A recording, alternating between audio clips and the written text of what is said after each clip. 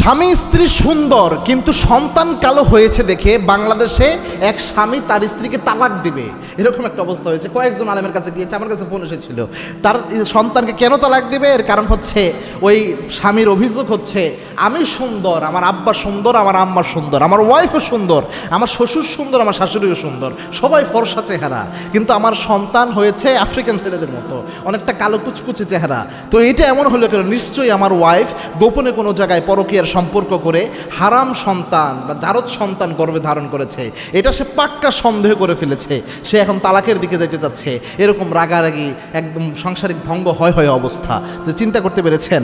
তো এই সন্তানের আব্বা আম্মাকে যখন জিজ্ঞেস করা হলো যে এটা বলতেছে যে এটার কারণ কি হুজুর, এটা কী কারণ হতে পারে? তো আমার একটা হাদিস এই ক্ষেত্রে মনে পড়লো যে আল্লাহর হাবিব সাল্লাল্লাহু আলাইহি ওয়াসাল্লামের কাছেও এরকম একটা অভিযোগ এসেছিল। বুখারী মুসলিমে এই বর্ণনাটা এসেছে। আল্লাহর হাবিবের কাছে এসে একজন সাহাবী বললেন, ইয়া রাসূলুল্লাহ, আমার সন্তান কালো হয়েছে কেন আমি জানি না, আমরা তো কালো না। আল্লাহর হাবিব বললেন, তোমার বাসায় যে গাধা রয়েছে, উট রয়েছে, উটের রংটা কি বলো? ওই সাহাবী বলেন, ইয়া রাসূলুল্লাহ, আমার বাসায় যে উট রয়েছে, উটের রং হচ্ছে লাল।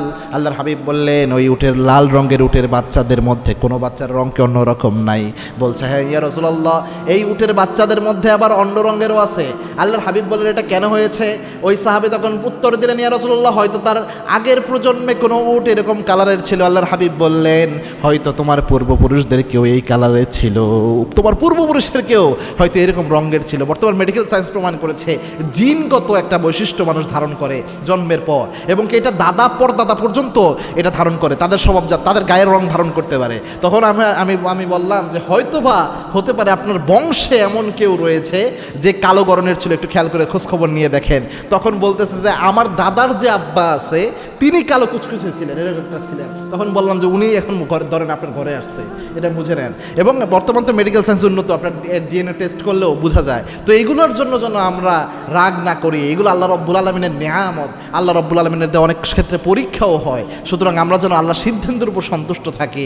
আল্লাহ যাকে ইচ্ছা সুন্দর করেন, যাকে ইচ্ছা একটু কালো চেহারার করেন, কিন্তু আল্লাহ প্রত্যেককেই একটা মায়াবী চেহারা দিয়ে আল্লাহ রব্বুল আলমিন তাকে তৈরি করে দেয়। এজন্য আল্লাহ বলছেন, লাকাদ খালাকনাল ইনসানা ফি আহসানি তাকওয়িম, যাকে আল্লাহ যেইভাবেই বানায় তার মধ্যে আল্লাহ তার নিজের সৌন্দর্যকে ফুটিয়ে তোলে, একদম অপরূপ সৌন্দর্য দিয়ে আল্লাহ মানুষকে বানিয়ে দেয়।